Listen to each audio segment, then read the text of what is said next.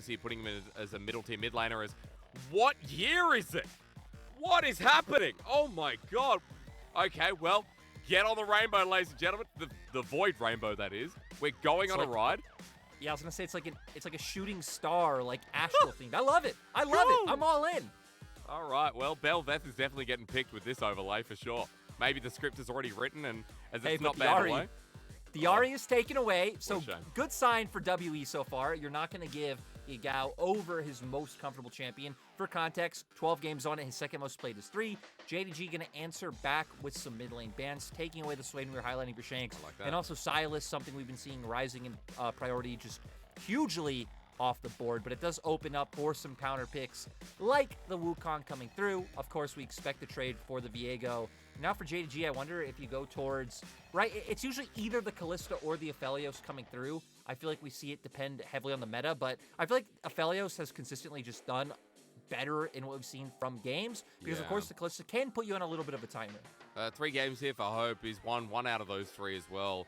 Aphelios is a different story where it's about 5 out of 7 games for Hope, so got a lot to prove here on the Kalista game, while for JDG, that jungler looked at before. We know, Lyric, the standard response to letting Wukong through is people saying, hey, we can still play Viego. Oh, of course, and it's even a second most played champion. JDG, I think, do have a little bit more diversity in terms of if they wanted to leave jungle later, just because Kanavi has been a lot more willing to pull out counter picks like the Belveth that we talked about. Good point. But they will just go standard with that. WE now, we know the Aphelios is going to come out. And then it's about if you want to find comfort somewhere else on the Rift, right? Gnar, I think, still being a huge blind pick that is open, has just been the safest pick up in that top lane role. And then you could save support for later on. With so many like engage options still available. And heck, right, if JDG do funnel heavily into engage, it even opens you up for things like Braum potentially to be able to come out. So I definitely feel like Gnar would probably be the best look here for WE. I mean, 369 plays the champion too. It's also worth mentioning that we have a bit of crossover with things like Sejuani, with the Gnar as it's picked up here by WE. The GP2 here for 369 has been one of his most played, so it does feel like it is worth mentioning the top lane champion pool can go anywhere as we now start pondering what JDG want to finish up with, because Lyric, we ain't got no supports on the Rift. While we get a solo laner for one team, it looks like JDG want to respond with one of their own. And I think this is smart because you already highlighted all the options 369 has, so save top lane for second rotation, get this now. It sets you up for, some prio in the mid lane. Talia, of course, coming into this split, has a lot more scaling options, just with how they reworked her threaded volley coming through, that bowler doing massive damage in the late game. So for JDG, I definitely expect to see them ban out some mids, Azir being the go-to for Shank so far. For WE, I mean, you would theoretically want to ban out top laners, but I feel like 369 just has so many options available. Sejuani might be a good shout because JDG's comp to me so far is signaling a lot that they're going to play for these like early and mid-game skirmishes. Yep. It can be a little bit annoying in lane just because Gnar has good trade patterns on the way out if you don't find the all-in, but does give you just strong all-in potential and strong engage with that ultimate. But I like you talked about the top lane bans. One of them already taken by WE. I want to return to JDG's track mine though, because Shanks doesn't have as big a champion pool as someone like Yagao, despite Yagao playing 12 games of Ahri and then 3 or less of any other champion. Azir is highly played. Swain is next highly played. Corki is also there. Lissandra too. LeBlanc, something Shanks hasn't played but has in previous splits. And it feels like right now, Shanks has demanded so much respect with 4 bans from JDG. Now his champion pool is less than half. And we only have the Corki and Lissandra available. Yagao would be fine laning against either one of those picks as well. So you could go for like some all-in in your mid lane, gives you more engage, and you even then could have some threat on the Kalista if they did want to go towards something like Lissandra. But I'm curious to see what he will be able to bring out. Now for top lane options with the Sejuani off the table, I wonder where 369 will go. Kind of surprised they wouldn't just opt into leaving support last, but you kind of already hit on the GP being there. I don't feel like it leans super well into them playing out, this like heavy early game style, but that would be a bit of a throwback, and that would be very 369. Yeah, it would. There you go. Cannon's already been played. Hasn't won on this split, surprisingly, but 369 Cannon is like any other, so We're already starting to build the foundation of JDG with the support last pick coming through. Lyric, I'll hold on that before we start talking about the comp, because on the other side, WE have really good team fighting elements here, and you got to set me up for how you succeed further. So Nautilus still being up, that's what JDG highlighted. I think that's what fit their comp the most. But now we're seeing WE already highlight things like the Rakan. Lissandra was the last mid laner we hit on for them about it gives you some engage, but also, right, now you have someone who could very easily just get into the back line, target Hope with that ultimate, and just make it even easier for WE to be able to find these big engages. So we know we're probably rounding it out with an engage support coming through. Nautilus, Rakan, one of the two, and there it is. Nautilus locked in. All right, we know what WE want to do. Now for JDG. Some of that engage needed, Lyric. Let's be real. We have Cannon, who presses R and electrocutes everyone. But how do you get in there? How do you set up from the front rather than the side? I kind of expect them to do this because Missing was one of the people who has played Set a lot over the past splits. Hasn't played it yet this split, so it will be his first. But it's also a champion JDG as a team are comfortable with because 369 has brought that out in the top lane this split. And you've hit on it. For JDG, it's all in, it's engage, it's huge AoE damage coming through, whether it's a Slice of Maelstrom, the Showstopper ult from Set, the worked ground coming out for Yagao. Like, there's so many ways to get a ton of damage off on numerous members. For WE, definitely feels like they have the more pertinent front line coming through with the fact that they do have 3 tanks. And even Lissandra, right? Even though you are squishy, even though it's not that same aftershock Lissandra used to be, you're going to get in the middle of the enemy team, you're going to use your ultimate, you're going to buy a lot of time. So for WE, definitely will be nice if the early game is a little bit slower, but they also do have options to play out a mid game with the Lissandra Wukong. So does that mean for JDG we start putting a timer on this team? Because with Talia, with Kalista, you know, hell, even the Cannon, who we know doesn't scale that badly, it does feel like JDG, Lyric, have tools that later on in the game goes against those tanks are going to be a little bit sloppier to manage. Yeah, I mean, definitely, right? It's going to be harder to be able to find those engages late game. Also, just the fact of, like, members getting tankier. Obviously, we still have more durability than previous splits. If you aren't able to land that one combo in the late game, well, what damage do you have now? Like, sure, Kalista has, like decent, consistent DPS coming through, which is, like, stacking those spears and then getting that one big rend stack. But WE definitely should be able to triumph if it gets that far. But JDG have been kings at not letting the game go late. So let's see if they can do it once again. Dude, they're an early game team that'll spread blood on the rift. #1 in champion kills per minute. They're almost averaging a champion kill a minute over every game. Like, that is just nuts. And the fact that this team is the most bloodthirsty in the LPL right now gives me those throwbacks to 2019 to, hell, even parts of 2020 where JDG were skirmish kings. And against WE, who are series winless in the LPL right now, we're going to see if they can pace this game out a little bit and get those tanks to a comfortable point. Now, Lyric, I want to throw this fun stat in that we saw with the set being locked in. Missing now has the most unique champion picks in JDG as a team. He is at 12. He's played 12 supports in 6 weeks of the LPL. And it's just kind of crazy that, you know, Missing is showing so much champion diversity and so much skill within the same split. Like, Missing has been long overdue for a bit of a highlight. And it's reminiscent back to 2020 for him as well, where we were highlighting him. Him and Bei Shang were pretty much the boys. Elk at that time was still very erratic. We already hit on their soul laners back then. So the fact that Missing comes on to JDG has had a much better year overall than he did in 2021. It's been beautiful. And with this set, right, takes the Glacial Augment, we know, specifically indexing into that Hex Flash, because for set support, it's all about just trading Flash, looking for those engages constantly, and setting up Hope to find these advantageous early game trades. So for JDG, we can already see the early game plan and how it's going to pan out. Kanavi pathing down towards that bottom side, play out heavily through Hope and Missing. You do have potential to try to find ganks, you know, in mid, because just both mid laners have CC. If you could blow the Lissandra Flash, opens up even more priority for Yagao, but still should always end up down around Hope and Missing. Well, I hope so, because that Kalista in lane hasn't done too well for JDG in the past. Hope 1 and 3 on it right now, but as we get a face breaker into Kadaya, who aftershocks and takes up quite a lot, this Ren stack is going to hurt quite a bit. A little bit of a trade-off off of Xing as well, and Kadaya at half HP with JDG holding the lane in high regard yet again. Great job coming out from JDG's bot lane. And even just on their like lane strictly Hope and missing, I feel like them in the 2v2 has been surprising. Because thinking back to Hope, especially before coming in as the starter for JDG, right? Like, he was phenomenal on his stint with EDG, but much more of a team fighting AD carry. But maybe we need to pause because Kanavi.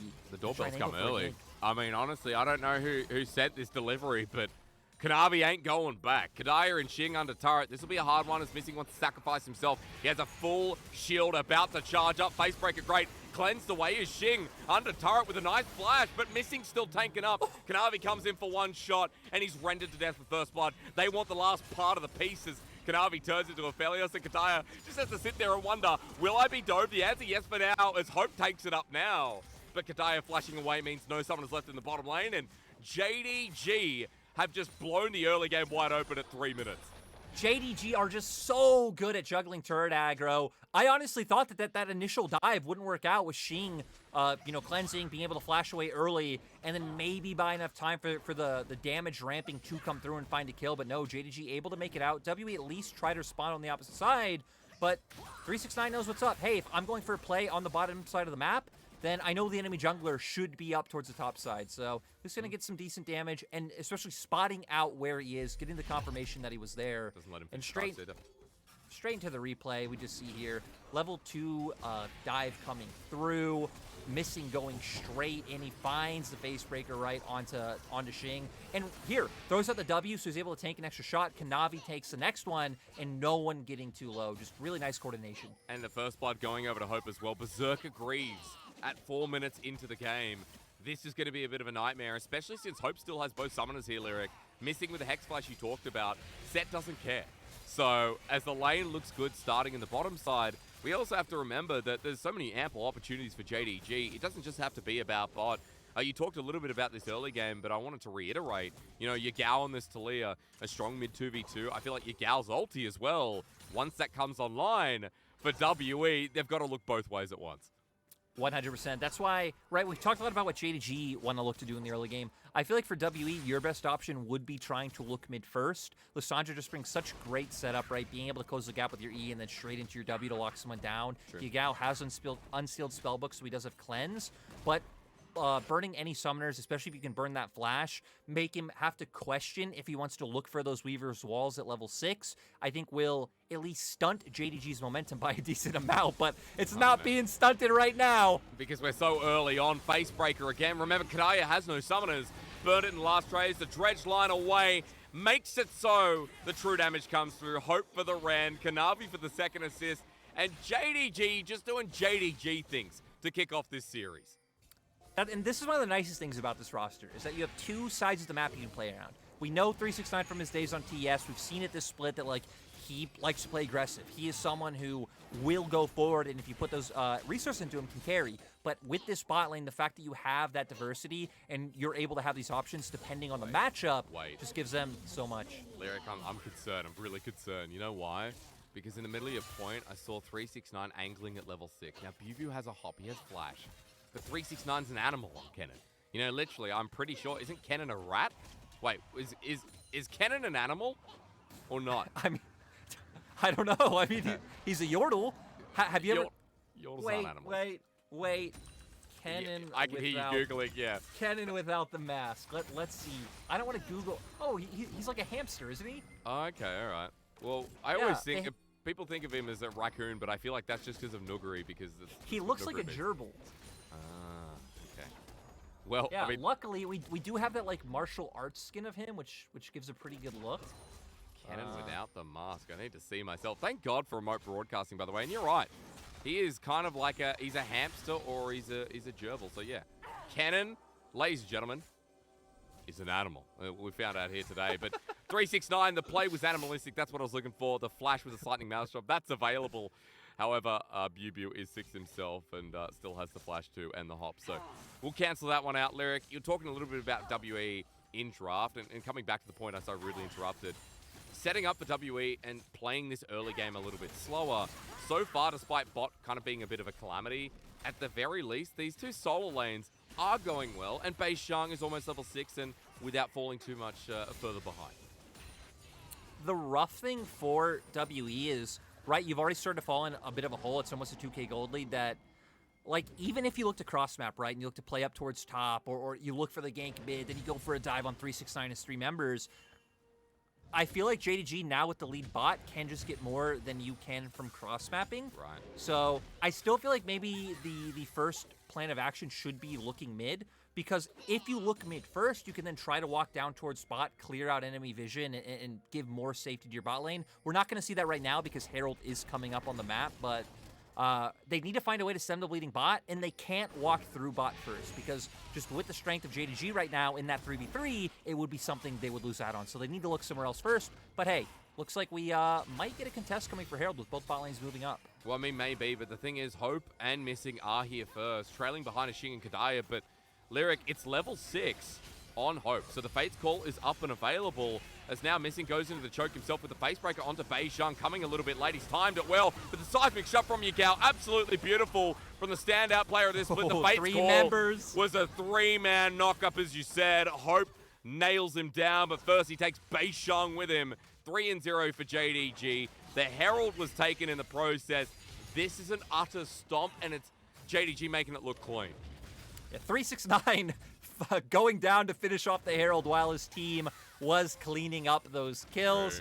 So we should at least know where the Herald will be used. Probably going to be towards his top side. 369 always could opt into pushing in the wave. You make your way down to mid and, you know, use one of those like timings where you have prio to just drop it mid lane instead, if you would instead prefer to open the map a little bit bigger for your Talia. But point is, right, it's at least more trackable than if it was on someone like Kanavi, where you're like, okay, we have no idea where he is. This is 369. Trying for the solo kill at the very least. Doesn't have enough damage at this point, and Bubu will hold onto the summoner, but not the health bar.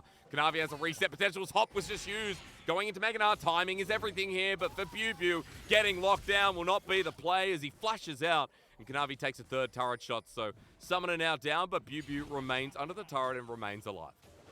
I'm just glad that we sold JDG correctly. Like, the level of aggression you know you're going to see from a JDG game as we get into the replay. They had more members here first because of that push and bot. Missing finds the Facebreaker onto Beishang, and Yagao coming in beautifully with the seismic shove onto the Nautilus. And then they just keep following in with this engage. I think Beishang, a little bit questionable for him to jump in with such low HP, but they've already committed to the play. It seems like he just felt very pressured of like, okay, we've already brought all members up here. Like, what are we doing? We're already losing in lane. We need to find something. Tries to go back in, tries to find the ultimate, but the Fate's Call was just too much coming out from JDG. And look, as you said before, you gave WE like this little bit of hope or how they should play the game. But things are progressing so fast. I don't think WE have time to breathe. Herald on the top side, Dragon spawning as well. Bot is now 3-0 with Noon Quiver. Like, if I'm WE, if I'm playing this game right now, Lyric, and I see the scoreboard and I see the items progressing so quickly on JDG's members, I start thinking like, God, like, can we even think to make that play mid when JDG already have so much control? No, it's going to be rough, especially now we see Mythic coming out for 369, Kempung Chainsword coming out for Kanavi, an item we've been seeing a little bit more of these past few days, coming out as first items. Just, you know, very item efficient to be able to come through with the stats it offers. I remember me and you were talking about this the other day. It's something like 120, you know, 126% you said. I don't know why I remember that, but 126% gold efficient with the stats you are able to get. Bot lane's extremely close to their mythics as well. So yeah, I feel like JDG overall just feeling like they're in a really solid spot right now. It's a really clean start to the series. Again, we know JDG is this Game 3 team, but we also know JDG is this top tier team that sheds the most blood in the LPL. For JDG as well, this game has just been so clean, and I have to give props once again to the bottom lane. Like, Hope and Missing throughout the individual lane have been stellar, but Kanavi alongside that has been at the right place at the right time as he once again sets himself up for Shing and Kadaya, who just have to back away. Why would you ever want to be anywhere near a three-man core of JDG's? Yagao, even through a blind spot, finds Shanks, who wants to roam down and help, but you can't do a thing. Even Yagao says no. No, not able to do anything. Still, at least WE prevent any deaths coming through in terms of the fact that Beishang was able to hover around, but JDG just keeping up this pressure and keeping up some solid vision control, right? We can see, especially towards that bottom side jungle. WE have done a nice job with their own vision in terms of defensive wards in their own jungle, but now that we have this Weaver's Wall online, that's not really going to stop Yagao from being able to find plays on either side of the map. True. At least there's one ward and topside here for Bubu with the control ward, but might be outside the Weaver's wall for now. I was also going to say to you, Lyric, that the vision you talked about earlier, as I might need to hold because Bubu doesn't have flash. He has hot, but 369 with an ulti. Never mind, it is nah. You know, he'll be fine from one Yordle to another. Lyric, the vision you talked about, dude, is insane. Like, JDG have it so deep in the enemy jungle. WE slowly clearing it out. But while they clear out bottom side and they're on the vision, the dive comes through. Bubu hops away, but he's missing. Great face breaker, the haymaker, and the decision taker is JDG's motto in this game. 4,000 gold and another kill against WE. It does kind of hurt. We set up that, you know, the upset was possible, right? And this is only one game. For people who don't tune in too much, JDG really do have a pattern of like stomp one game, get stomped another, but I'll pause on that as W wanting to find something. Okay, depth charge. Hope doesn't have anyone. Both summoners available, but he's locked in place. Now on the turret, Beishang doing his best, but Kadaya dies at the turret. Beishang taking a couple of shots. He'll survive, but that's just how strong he is right now. A couple of hops, and down goes the 1-for-1. I was scared that he was going to be able to get away, considering the initial burst didn't bring him down. But Beishang, able to commit, at least makes so they're able to find one. You do get a 1-for-1. You do deny some farms. We see elsewhere on the map that WE having to commit so many resources to the play, but that they're actually losing out more elsewhere. I feel like this does fall in line with like what happens in League of Legends when you fall behind. That, right? Like as a general overview, when you fall behind, you typically need to commit more resources than the enemy team to be able to find a play like just worth less value. So WE did do that. It just kind of sucks that they're already 5k gold in the hole and that they have to be looking for these plays. As we can see with the vision we were setting up for JDG, that they knew this was coming, just nothing they could really do when they sent so many members top. Kadaya uses the ultimate, doesn't hit the hook, but doesn't really mean too much in my opinion when he still closes the gap to be able to get the hit off with the passive, and then just not tanking enough. The turret able to bring him down, and then Beishang having to commit his flash as well in the end, or Hope maybe actually would have been able to get away. I said there was a lot of damage from Hope, but I think he ordered once or twice. So just the turret ramping up as Beishang, even in his own jungle, we come back to live. He's been bullied out once again. So a dive that was a trade for WE, but it doesn't mean that the game's going any better as Shing is on the wrong side of the wall. He flashes, but he's missing with his own against the wall. That's just bullying at this point. A haymaker shield, enough as Missing survives, getting away from the last turret shot. JDG with another one, and it goes from bad to worse every time. We switch a lane. I mean, they didn't even hit everything either. Yagao didn't even land the seismic shove, despite the fact that Shing was locked into place. That's not to throw shade at Yagao, just like it shows they don't even need to hit everything to be able to find these kills, right? With the amount of damage coming across. Luden's now built on top of the stopwatch, so now even having some extra built-in safety in your mid laner. And with second Rift Herald up, I wonder if JDG will contest, because they might be strong enough just to contest 4v5 with 369 having that slicing Maelstrom up. Missing at least not having the ulti, so maybe WE going to try and utilize Shanks here, who is level 11 and probably the best performing member right now, but JDG giving the respect and backing away. So WE finally getting an objective here in this game, and maybe they can do something with this, Lyric. Maybe they can try and stall the game out, because I'm sick of talking about how good JDG are. I want some hope for WE. When we set up that their early game was their prime factor in the RNG series, in all three games, right? Their early game was a lot better. Here against JDG, they're struggling to have a say. Maybe Kadaya finds this? Does he have flash? Nope. Yes. Not even gonna go for it. You said you want some hope for JDG. Is this it? I don't know if you could trade players in the middle of a game, but hey, you were building some banger rosters on last hit, so if you want hope on WE, count me in. Okay. Well, I mean, I'll be honest though, I don't think Hope was my first choice in my quick little roster. I think it was LGD's Assam. I was going to say, to be fair, you weren't allowed to pick Hope in your roster. Oh, true. Missing. That's right. Only bottom 17 teams. 11 to 17. Bottom 17. That is all of them. There'll be a day where we have 30 LPL teams, and I'll tell you what, that'll be a true fact. I'm just waiting for us to go up even more. We stopped at 17. My Which OCD is kind of is annoying. Yeah, right? The number is just... I kind of like it just because I'm a consummate hipster. I love weird things that don't make sense for any reason. People are like, why is this happening? I'm a big fan.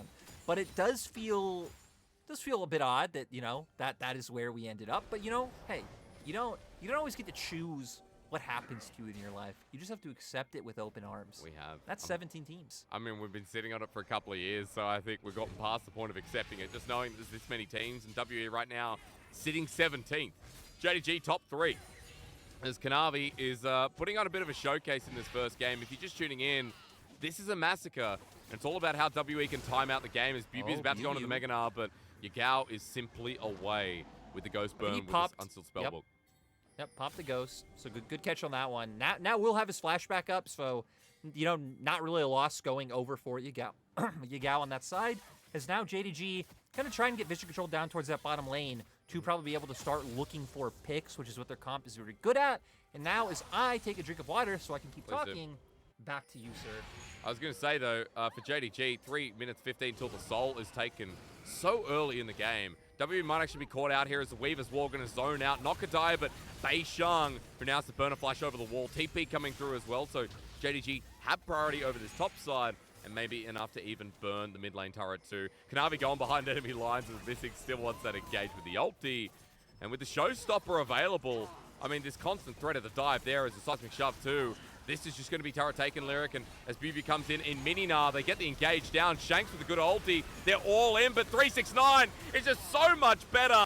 1 ulti versus 3, and WE are routed way too far behind as Kanavi turns into a mini person and is about to turn into a massive little Big Daddy. That doesn't make sense, but I'll get there eventually. JDG with 5 up. What more needs to be said that this massacre continues to play out? I mean, WE are trying their best, guys. They're trying to find anything they could. Kadaya lands the hook, but 369. I was actually just about to kind of give JG a bit of criticism in terms of the TP coming through, but when the enemy team is going to engage with all 5 of you right in front of them, it just sets up for that TP to, have been so useful coming through. We'll go back into it, right? Trying to siege down this mid lane turret. They're like, hey, we need to find something. Shank's actually the one to go in, chaining it with Kadaya's hook. You're really nowhere close to Mega, though. You're getting this damage off not onto key members, and there it is. Slicing Maelstrom comes through. Onto 3 members of WE. I even believe it did tag Kadaya for just a little bit as well, so actually getting value on 4 members to come through. They get low. Kanavi's on our reset champion. Reset, reset, reset. It is what it is. It is what it is, and it was an easy play for JDG. I was watching Missing during the replay, Lyric. Gets so low. True damage comes through from the Haymaker, and then the Fate's Call from Hope when he's on about 10, maybe 100 HP, if even that. Saves his life. Missing doesn't go down. A beautiful engage from all parts. The bloodthirsty JDG continues in front of our screen. This game 1 looks so easy. It looks so done. We're at 20 minutes into the game, Lyric, and there's a soul coming up in a minute. Baron's now up as well.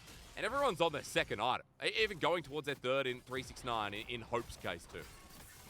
Yeah, we can see things like the Seraphs coming out for Yagao. It's a really good spike for the Talia, just getting more of the ability haste to come through. You have low cooldown abilities, just being able to spam those even more, and just constantly putting up this threat. Doesn't even matter if they itemize now against the double AP threat, considering that 369 went straight into that Void Staff second. And we hit on vision control earlier on, but JDG have just been keeping it up. They've been having wards so deep into WE's jungle. Even a few times, just some really good wards placed out that WE hasn't spotted. But WE now is going to spot out these ones, and they're trying to at least make sure they have some control over the Baron Pit, so JDG can't do any sneaky shenanigans with that one. But I mean, for JDG, these ultimates back up and available, and that Weaver's Wall we concerned about so many times. Xing is lucky to be alive here because Missing in 369 setting up the play while the rest of JDG are moving into position themselves. But Lyric, the problem with WE getting topside.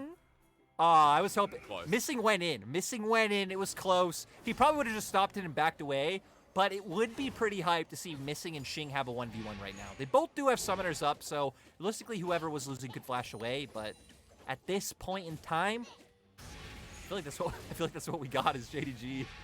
JDG, just keep pushing forward, man. The bricks on the gas pedal. What do you do, WE? It's coming full speed at you. What was my comparison? The Mr. Bean episode. Where yeah, he puts the Mr. Bean. Puts the brick on the accelerator, gets up on top on his armchair. And, a lot of the time with JDG, it's like the broom snapping off in the same episode. The brake's not available. You got to just hope that you come to an uphill surface. You don't know what's going to happen next. For JDG this time around, it was a very nice incline back up. And nothing bad went wrong. 1 kill over to WE shows that, and now with the soul, This team is looking clinical as Bubu's about to get solo killed. Stuns up, guns up, and Bubu is just dead with 2 ticks of the ulti. Shank's looking for the chase, but it's done. Well, JDG in the meantime are going to take a 22-minute Baron with WE showing on the bottom side. Baron comes through, but they had no chance of catching 369, especially with Cloud Soul. That's something Kennen loves. Like, he's able to zoom out of there. But WE wanting to contest this Baron. Hope already very low. No. Kadai's flash forward by himself with the Weaver's Wall zoning out the rest of the team. The show stop it down, and Shanks now with more true damage on top. Hope once again saving his support as Beishang gets a kill of his own. But look how messy this fight is. JDG thriving it. They're all molded by it. As Kanavi comes out, champion after champion. JDG still left with 4 members and a dominating Game 1 experience against WE. JDG, it doesn't matter if Hope goes down. They just have too many strong members at this point. It is true money difference coming through on the Rift. And now they've turned it into a Baron. They already have Soul. Right, this game's just a matter of time. This game ends when JDG wants it to end. This is JDG on all fours. I mean, this is, you know, when Volibear got down in the old skin, started running at you, that's what it feels like for WE. You're about to get flipped. And I do want to say I actually very much missed the flip. I think it was one of the cooler looking visual. Support. The good old days. We see, I mean, there isn't too much of this replay. He hits Q, he runs in, presses his Slicing Maelstrom. He's able to get away. Like I said, help of the Cloud Soul especially coming through. And then for WE wanting to commit, Kadaya flash Q, misses on the Q, but still, the Lissandra able to get in there. You get a bit more damage on the Hope. Beishang finds a way into the back line. But at the end of the day, when you have Yagao free hitting, when you have Kanavi being able to be set up for the resets coming out from the Talia damage, just like, okay, WE, you just don't have enough at this point in the game, right? 13K gold. I wonder what the highest gold differences we've had this split. It's I think definitely V5 been had close. close. Yeah, I think V5 had one that was close to 20. Is Kanavi caught out though? Glacier Prison comes through. That's a good time soft watch if I can speak properly. But if he flashes over the wall, now for WE, a bit of a pick to slow it down, but 369 close to blowing up Kadaya, simply on the other side of that barrier of a wall. JDG still with the Baron, still with their jungler getting forced out, are doing enough with their solo laners at this point, as missing is going to scare away Bubu too. Inhibitors now exposed, 369 is huge on this cannon, and JDG, it's just so good to watch when a top team is this clinical to open up against the series. No shenanigans, no back and forth, JDG playing with their food, nice and simple. Yeah, even though, again, V5, I think, do currently look like the best team. Top esports, think you can argue, have looked better than JDG. JDG, in their wins, have looked like the most dominant team this split. Is missing. He goes for it. He doesn't care if he dies here. 4 members still with the Baron buff, and WE getting a trade-off slowed things down. But Yagao and 369 with the Proto Belt forward still have the damage to take away one Nexus turret. WE with Meganar, maybe it's threatening enough, but Lyric, as you said, the gold is massive. A 2-man ulti from Bubu, but he doesn't have enough damage to follow up there from Xing. Ain't in it as well. Tickles them. And 369 getting kill after kill. I mean, JDG right now, this is going to end right here because WE are left with 3 members dead. Kadaya's had a rough game of it, 0-4, but so is his 80 carries. Beishang will give another reset. Kanavi's come back into play. Jingdong Gaming have not only rung the doorbell, but they've slammed the door in WE's face. JDG sitting at 8-1 for a reason. WE, they are an 0-7 team, but these are the types of games like that JDG just delivers. The question going forward is going to be if they can do it again, right? That's one of our big things with JDG. We know what their ceiling looks like. We know that they could dominantly beat teams, whether it's a team like WE or like back in week 1 when they took down Top Esports. Sure. The question